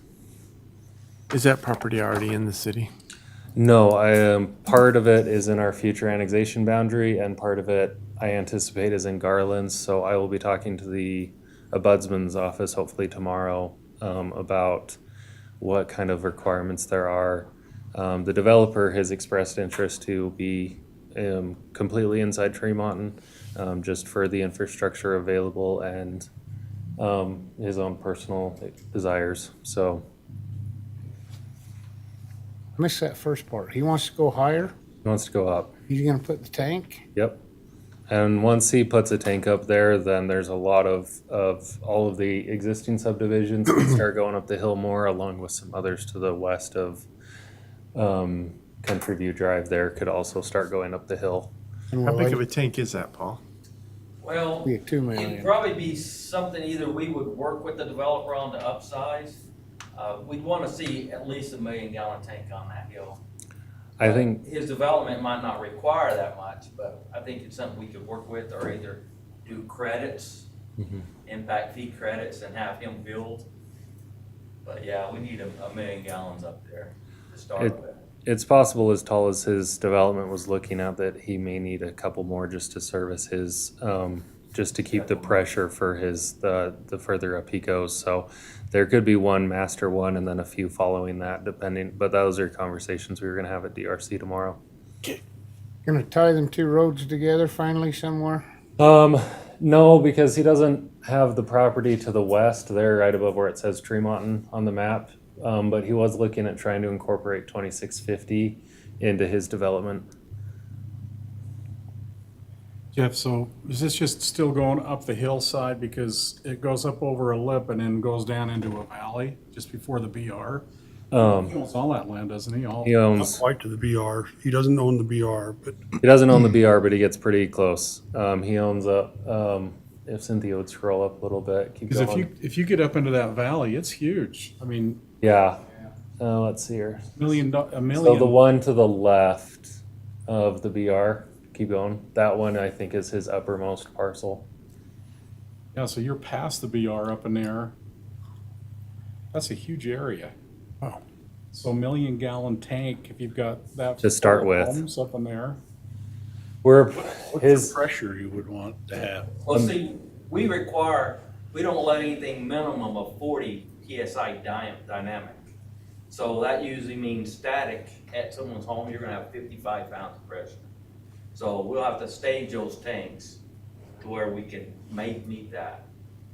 Because even though state law has lower pressures, we know people can't live on those lower pressures. Neither can fire trucks. Well, fire trucks will just draft it out, they'll just pump it right out. Collapse the line. That's why we have 8-inch lines, no more 6 or they want to Yeah. work with us. Four. They just don't have a desire to work. I knew it was gonna go there. 20 years ago, when they started building up there, I said, someday, them houses are gonna be the top of that mountain, just like they are all the way to Salt Lake. yeah, I lived in the shadow of those houses that are right at the top of the hills that kind of break up Utah and Salt Lake County. And I remember looking up at the few that had made it all the way up there and thinking, who decided to move up there? And now you go and the houses have slowly crawled up and over the entire hillside. Widowmaker. You go, cool. That was the Everyone does. funnest motorcycle place in the world. Now it's houses. He did talk a little bit, speaking of motorcycles, he did talk about trails and working with the city on a trail system up in those mountains up there. I think it'd be really neat if we could do that, so. He's just seems like a real good guy to work with, so. What's the name again? Paul Johnson. Paul Johnson. He developed in Saratoga Springs. If you're familiar with the area, the Harvest Hills area north of the downtown in Saratoga Springs, he was the guy that got all that going down there. So he seems really dedicated to making sure that the developments that come in are quality and have good amenities, and we're excited to work with him. I think we're going to get a good project. Yeah, his engineers even done development where they get down to a lot by lot basis to kind of say how many stories work for the grading per lot. And that's a level of detail I honestly haven't seen an engineer get into for drawings. So I think that they're a group that is very detail oriented and has the city's best interest kind of at the forefront. 18-hole golf course up there. Honestly. Up on the hill? I don't know what the carry distance is. You know, if you have a hole facing south, you may not be able to get the ball off the green, off the tee box. Think of the view they'd have while they were playing. Yeah, though. that would be, That's why we thought maybe hiking trails so that everyone could afford it. Mountain bike trail. you mentioned e-bikes specifically. Yeah, for sure. Their engineers from Rome. Yeah, his engineer grew up outside of Rome. He And talked about the aqueducts and stuff the Romans did back in the day. If they can do it, we can do it. so, We can figure something out. Figure it out. You have anything else? not for DRC. I do have a comment from Planning Commission. Okay. So that we brought forth the sign permit changes that Councilmember Hope wanted to make, and Planning Commission was hoping for some more insight to get some questions answered, and I think I put in the memo, but I can reiterate most of them. Their one concern was if we start limiting signs, that people will just start getting banners, at which point there wasn't much language against banners inside of the permit process, or inside the temporary signs. The other one was hoping to maybe dimension what behind the walk meant, whether it's 1 foot or 2 foot, where sometimes our sidewalk is against back of curb. Another one was, let's see here, further, yeah, and hoping to put something in about getting the private property owner's permission, because kind of the hope of the changes was to keep signs on private property. And personally, I wanted to keep the right-of-way as part of the definition. UDOT's very clear that no temporary signs are allowed within their right-of-way. And if, in my opinion, if UDOT can use it, then we can too. And because it's a more encompassing phrase than public property is. So those were some of the current concerns that they had. Personally, I feel like we either need to vet this out a little bit more and really take it through with a fine-tooth comb, or kind of loosen the reins and just put some very clear requirements, and simplify the understanding of it. So I was just gonna bring that forth to the council to kind of get some more insight before I take it to Planning Commission again, because they tabled the changes until they got some better insight. And if I may add to that, a couple of their other comments were, can employees remove from private property? So if I have signs on mine property, and then can they remove them from public property? Yes. What are the consequences, Death. Cool. right? So, if someone just repeatedly just puts signs on and breaks the rules, are there consequences? Quantify the number of signs and define public versus commercial. Those were some of the questions. Oh yeah, that was one too, because we've got a provision in there about a 5 sign maximum per parcel, but they weren't sure how that really applies for larger commercial parcels that have hundreds of feet of usable advertisable space and are only limited to 5. They weren't sure either if that meant 5 total or 5 per candidate, which they thought was, they wanted to just get an answer on. So those were their questions and concerns. Look at that then.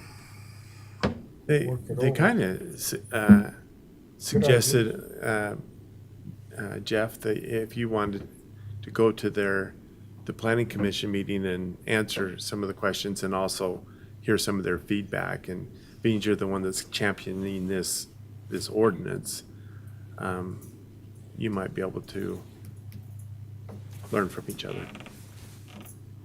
Thank you. Good. Okay. Department head reports. Let's see. Paul? All I have to report basically is our 10th North project's wrapping up. They have the asphalt all down. If you haven't been up there, they're working on driveways. There's a couple driveway issues that we have to deal with, especially, I'm gonna throw out a name, the old Elmer Peterson home. There, they have a hard time getting fifth wheels out, so we'll go back in and work on that driveway, Staker's will. But they're just getting those tied down, and then it's just a little bit of landscaping work, and they'll be wrapped up. The bridge project was scheduled to start the 23rd. It's been pushed back to the 30th. That's a UDOT project. And then I guess you probably noticed they've started on the streetlight project out here, stoplight project at the crossroads. They're widening the road on the approaches from, So the Forrest asked me about the sidewalk by them, and the people that are doing the construction said that the city's gonna go in and put in the sidewalk. And I, Part of offsite was, Mr. Rose that lives On the west side of the intersection, Troy lives on the other. Well, he hit them up about putting sidewalk in, and when they gave me the price, I said, you know, we don't have it in this budget. I said, but the city will put a sidewalk in there in the future, because that was part of an old subdivision that never had sidewalk, because it was the old county. And I said, if I allowed the project to do it, then New Troy is gonna want it. And I just don't have the budget in there to do all that. So I said, in the future, we'll come back and we'll put sidewalk on Troy's side and sidewalk on, but I didn't say what year. But it has never had sidewalk there, but we will complete that. And we have to do that on a lot of subdivisions that, over time, one subdivision will be predated. I mean, Wes knows that. And we go back and complete the sidewalk out. But, and my crew can do it for a lot less money than what I have to pay that contractor to put sidewalk in. okay, thanks. So, UDOT contractor. yeah. okay, Brady, do you have anything for us? $10,000. I mentioned in my monthly report, I've completed my first year as the fire chief, so I was excited about that. I wasn't on your report list. I didn't get it. It's in the packet. It's in the packet. In Yeah, here. just in the monthly, in the You didn't packet. Send it to us. No, sorry, I just sent it in with the packet. And then the other thing I wanted to bring up that wasn't there, that I just, and I've been talking about this for a little while, but I just received the final report of the fire department consolidation study that was performed by the county. So I talked to Bill, he suggested that I try to put that on the P drive.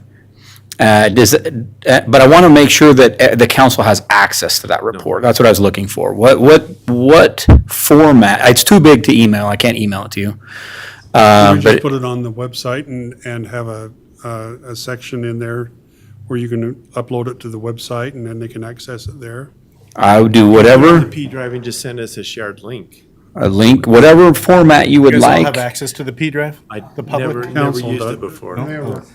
No, okay. So that's what I was looking for, is what format can I get that into your hands? Because it's too large to email. Well, I could link. print it, but that would take, not on the fire department printer. If you'd want, Chief's gonna give me a copy on a thumb drive. Yep. Or upload it to the P drive, and I can get it to you guys. If you come in with your own thumb drives, or if you want to bring your laptop in, I can thumb drive it over to you. Yeah. Pretty lengthy report. I have not made it all the way through the final version yet. And as I had suggested before, I think a significant number of errors through the report, just in the gathering of the facts.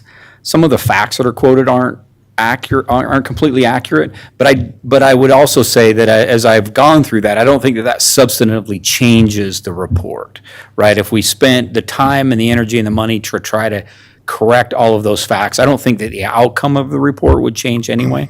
So as you read through that, there's things that I would think, oh, that's not 100% right, that's not 100% right. But I think the outcome is still going to be the same. So. Would you like to tell us what it is recommending? Yeah, absolutely. The final recommendation is that that at whatever interval, whether the councils, the individual cities choose to go this route, It recommends that Box Elder County divides into two districts, two fire department districts.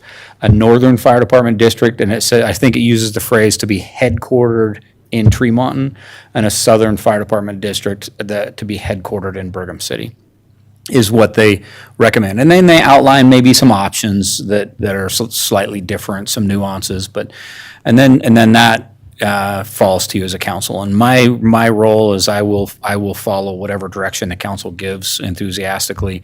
Our goal, I say, our goal is, when I talk to our team, is we need to measure ourselves and our success not by the politics that fund us, that support us, that direct us. We need to measure our success by, are we serving each individual customer very well? And whatever path you choose, I think we will continue to serve every customer very well. And that's how we'll define being successful. You can put whatever brand or stamp you want us, and we're still can serve those customers. How do they sort of or how do they vision some of the outlying areas The- for, for some of these smaller communities and even in the county? How do they sort of envision paying for this? Good question. It doesn't spend as much detail on that topic as I thought it probably should have, but it outlines levels of cooperation, I think is the word that it uses. It says that, and those, like Blair will tell you, I say to my team all the time, we don't have to be one fire department, but we should act like one fire department. So we need to work so closely with our neighbors that the customer would never know the difference, right? And that's just the first, and then the study kind of points out, that's the first level of cooperation. It's just fire departments working very closely together, sharing resources, sharing equipment, sharing training. Then it outlines, I think, 5 levels of cooperation. The full level of cooperation is the only level that solves the funding issue.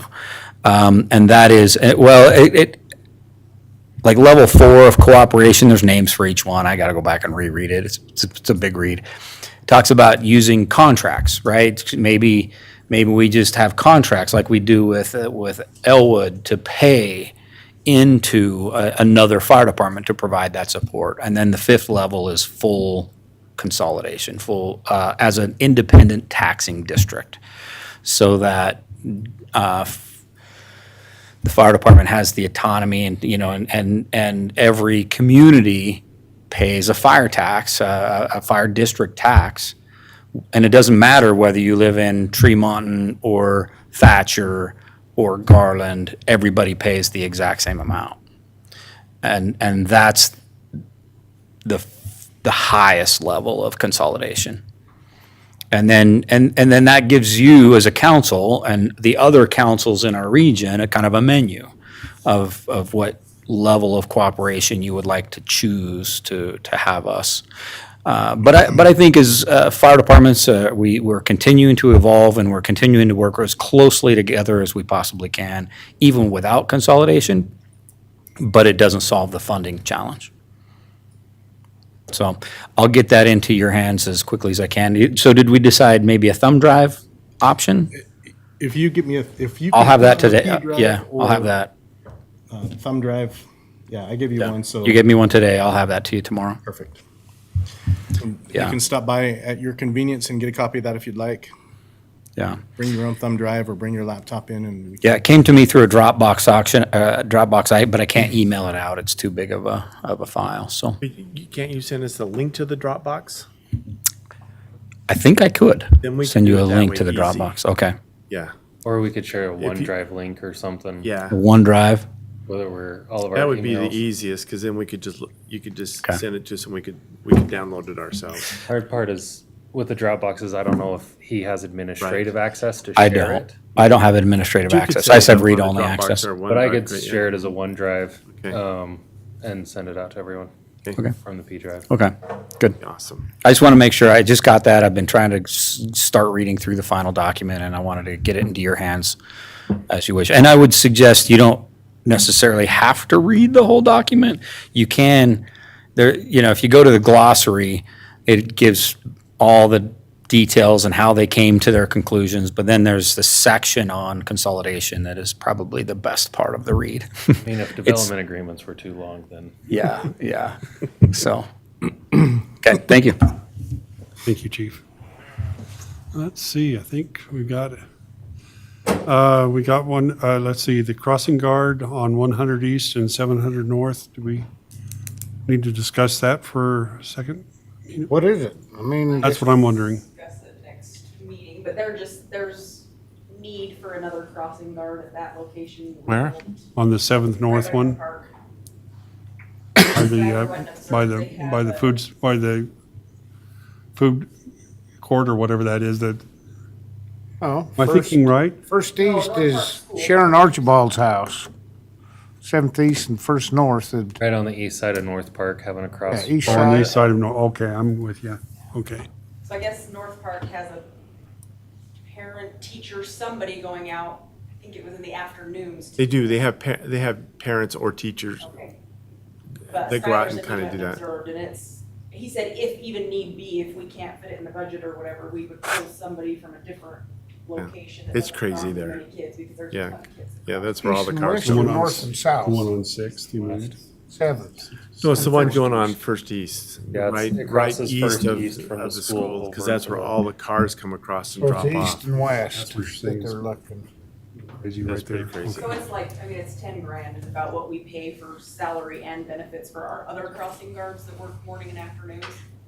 I kind of thought the chief could probably fit it in the budget he already has, but No, other one. Yeah, down to, go right there, right there. Right there, east and west of Sharon Archibald's old house. We put a sign up, crossing guard needed, $10,000. Yeah. You have all kinds of apps the next day. you would think, well, okay, we haven't said it quite like that, but we've had, like, on our website, it's been posted for I was thinking a about year it. probably, that we'll take substitute crossing guards whenever they come in. We will take them because we need them. Pete said that too. Be gone for an hour? Okay. Age, 18 and older, Unless it's really cold. 21? Have that specified, Okay. but, Okay. so. We can, yeah, I can talk to Chief. Chief was on vacation, so we was kind of Skylar trying to do it, but, yeah, I didn't know if they could just fit it in their budget. I think they can, but if not, if that was something you wanted to do, we could put that in as a budget amendment to add that position, so. Sure. Okay. So I understand the school district, as part of this bonded, they're taking a walkway over Main Street. Another rumor got started. They're really effective on like Redwood Road. All right, with that, let's go on to council reports. Did you have anything else to report on? We're good? Council reports. Let's see, start with you, Jeff. Nothing to offer. Nothing from me. I got you really quick. I don't know if you noticed last week, there was just served signs all over our community. And it was kind of neat. This is really a positive. We live in a great area. And this is just not Tremont, but it's the whole Bear River Valley is what we're talking about. So each day they had activities last week in commemoration of 9/11. Okay, and so they had two parks where a ton of people showed up at Hanson Park and Peterson Park to help clean it up. On Tuesday, they had a food drive in this area. 27,000 pounds of food was brought in that day. And because of the amount of food, there was Federal Land Bank and CoBank actually cut another check for $10,000 to be handed to the food Pantry. place. Yeah. Anyway, this is phenomenal stuff. They had a blood drive. Tons of people showed up. Suicide prevention. They planted, I think, 100 trees or more. There was quite a few people there. A bunch of people showed up to clean Iowa string going out towards the dump. And there was a lot of people that showed up. Really, we live in a great area. Lots of great people that live here. So I just thought spin that as a positive. Thank you. That was great. The school district did not say that, okay? Okay. Just joking. We gathered Just so let me go much. on record. Yeah, we gathered It did so not much. say that, but, no, that's all, nothing. I just want to reiterate about the party last night. Great party. A lot of time and effort and delicious food, and Paul was smiling because that's the last time he's gonna cook. We're gonna ask him to come back next year and cook again. You're gonna ask him, but hey, a lot of comments from a lot of people. The first time guys that went there, you know, says, "Man, I'm not gonna miss that." And I thought, well, good. That's what we need to hear. Always. Everybody worked together, so. Yes, we do. We have great employees and yeah, great people. Yep. Yes, we do. I just wanted to report that here a few weeks ago, a few of us went down to the League of Cities and Towns meetings down in Salt Lake City, and Jeff, as a result of that, you know, changed some of the way we do things with the DRC, and I just wanted to report that it was a great meeting. There was a lot of good information that was provided at that meeting, and we all came away, I think, feeling like we learned a lot. Also, I wanted to report on the Main Street Steering Committee has been meeting on a regular basis, and they are coming together with they're going to put out a survey to the community, and what we're going to do is ask, you know, kind of show some ideas and some different things with Main Street and what we can do to revitalize the downtown area. And anyway, so you can kind of be watching for that. I think we're meeting on Thursday and going to do some last minute tweaks to the survey, and then we'll put it out the end of this month, and it'll go out to the members of the community. They'll have a chance to have a little say. So with that, I don't have anything else. Council, I think we can use one more motion, but we do need to go into an RDA meeting right after this. We've got one item to take care of, so it shouldn't take very long, but I'll make the motion, we adjourn the city council. Second. motion by Blair and seconded by Wes. All in favor? Aye. And we'll go into our RDA meeting. Make a motion, we start our RDA meeting. I'll second it. Okay. All in favor? Aye. All right. Very good. Make a motion, we approve the agenda as written. Second. Okay, we're going to go right through this, aren't we? Don't waste no time. All right, motion to approve the agenda, all in favor? Aye. All right. And motion to approve the minutes, So July moved. 16th, so moved. Any, I'll second it. second by Lyle, and all in favor? Aye. New business. Okay, discussion and possible action of adopting resolution number RDA 2412, approving the tax increment participation agreement with SF Auto T1 LLC regarding tax increment funding in the Auto Leave Solar Community Reinvestment Project Area Number 1. I think well, I know we've talked about all of this. You have talked about this Yeah. extensively, so, yeah, we do have a representative here to answer questions if you have them. Okay. Do you want to come up and introduce yourself, and then we can, if we have any questions, we'll ask you directly. My name's Cody Dieter. I work, a part owner in Solar Farmers, which is the owner of SF Auto T1, and we own the facility that sells power to Autoleave as part of their ongoing energy goals to reduce their carbon footprint. So, Is this something that is, I got to ask this question, and I know it's a little bit unrelated, but is this something that can be replicated in other areas to yes, develop? yes, absolutely. So Autoleave is trying to be 100% renewable by 2030, And so we will be doing this in Brigham City. I met with Brigham City today, so we'll be doing a project for them there.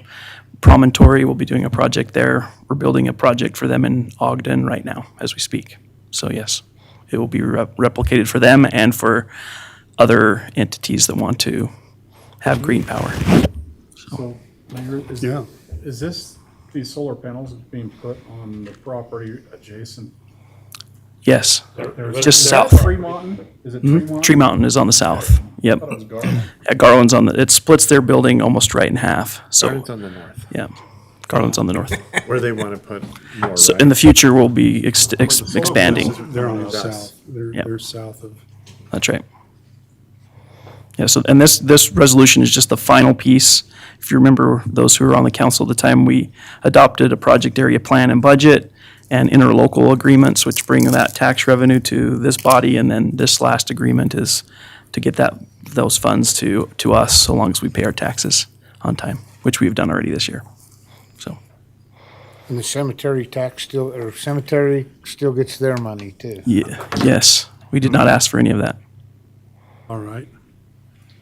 Down in southern, middle of the state, there's a city there that you go outside of it and it's a solar farm. It's huge. And I think they kind of use it for a lot of their city. You talking about like Milford or further north, Mona? There's a big one in Mona. It may be Mona up in there, but is that cost effective to try to incorporate it into a city grid? If the city owns the utility, it's a lot easier than if they don't. So Mona, the project in Mona is owned by UMPA, which is Utah Municipal Power Authority. So that goes onto their grid and feeds their cities, Nephi, Levan, Spanish Fork, and Provo.